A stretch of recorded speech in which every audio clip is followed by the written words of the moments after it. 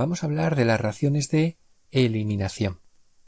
En las reacciones de eliminación se forma un doble enlace debido a la eliminación de dos átomos o grupos de átomos del sustrato que están en carbonos contiguos. Aquí podéis ver que tenemos dos átomos, o podrían ser dos grupos de átomos, A y B, que pertenecen al sustrato, y un reactivo favorece la eliminación de esos dos grupos para formar un producto secundario, y a nosotros lo que nos interesa es que va a formar un doble enlace, una olefina. Suele intervenir un reactivo que sea ácido o básico, puede ser un ácido o una base de Lewis, no tiene por qué ser un ácido de Arrhenius, y se forma el doble enlace en el carbono que está más sustituido, es decir, el que tiene menos hidrógenos, y sigue la regla de Zaitsev. Recordad que, aunque de forma general se sigue la regla Zaitsev, para determinar el compuesto mayoritario siempre se pueden obtener dos productos distintos, entonces tendremos que decir qué productos distintos se van a formar en cada caso. Un ejemplo típico sería la deshidrohalogenación de haluros de alquilo. El anión hidroxilo favorece la eliminación del hidrógeno del carbono contiguo, formándose el doble enlace. Esto es un ejemplo muy típico cuando tenemos un grupo OH en disolución, un hidróxido. Es muy común que de alguna forma ese OH se acabe uniendo a un hidrógeno de la molécula y favorezca el proceso de nuestra reacción. Así podríamos predecir cuál es el producto. De la misma forma que si tenemos un OH en nuestra molécula orgánica, en nuestro sustrato, y tenemos un medio ácido, los protones del medio ácido pueden acabar uniéndose al OH de nuestro alcohol y provocar una eliminación de la molécula de agua. Eso nos puede dar una pista de cuál puede ser el producto de la reacción. En este caso el OH va a acabar cogiendo nuestro hidrógeno de la molécula y formar agua, y el bromo se irá como bromuro y acabaremos teniendo un doble enlace en la molécula de sustrato. En la deshidrohalogenación de haluros de alquilo podemos ver un posible mecanismo que puede explicar este proceso, simplemente para que veáis cómo puede suceder esta reacción. En primer lugar, el bromo puede coger los dos electrones del enlace que tenía con el carbono, se forma un carbocatión y ese carbocatión puede ser atacado de forma nucleófila a través del carbono contiguo por un compuesto, por ejemplo en este caso por un alcohol. El oxígeno se uniría al hidrógeno y los dos electrones del enlace formarían el doble enlace de nuestra olefina. Luego posteriormente este OH2 puede acabar eliminando agua de su molécula en un paso posterior. Vamos a ver lo que os comentaba antes acerca de la regla de Zaitsev.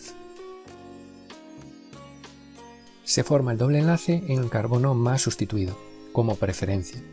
Por ejemplo, si tenemos este compuesto que va a provocar la eliminación de nuestro bromo, pues lo que puede suceder es que nos elimine un hidrógeno correspondiente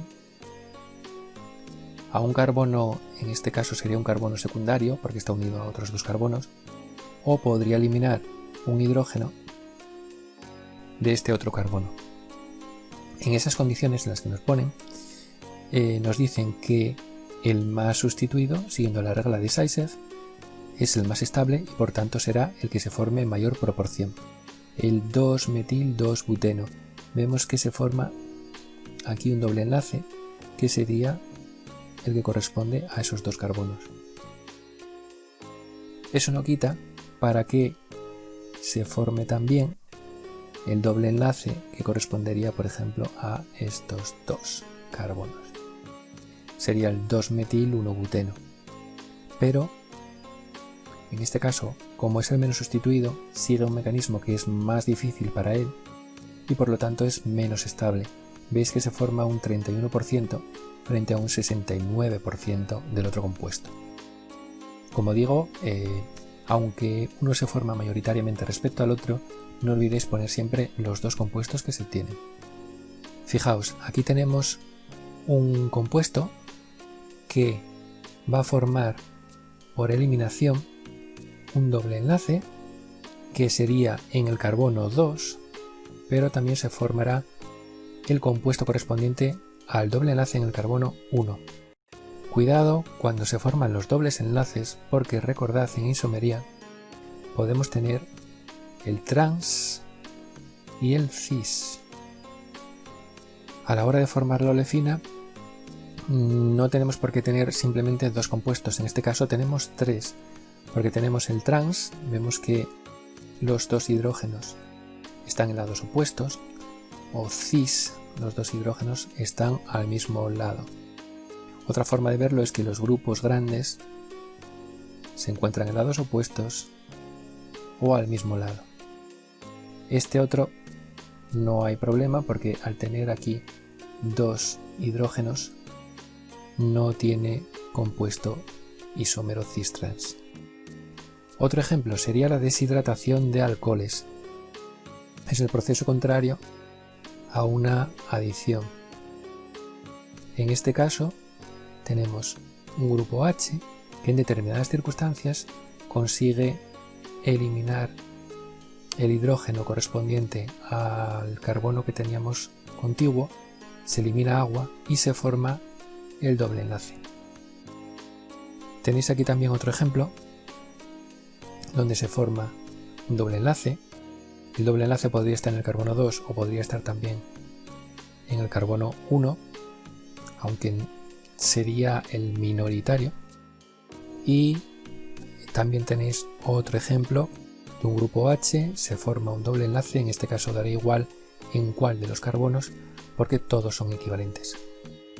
La deshidratación de alcoholes no tiene por qué ser en compuestos lineales. Tenéis aquí un ejemplo de un ciclohexanol que se produce la eliminación de agua y se forma un doble enlace obteniendo el ciclohexeno. En este caso solo se obtiene un único producto, no hay ninguna otra posibilidad. Si tuviésemos por ejemplo un metilo, el doble enlace correspondería al carbono más sustituido, sería este, aunque también podríamos tener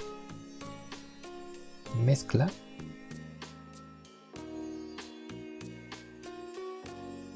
sería en este carbono.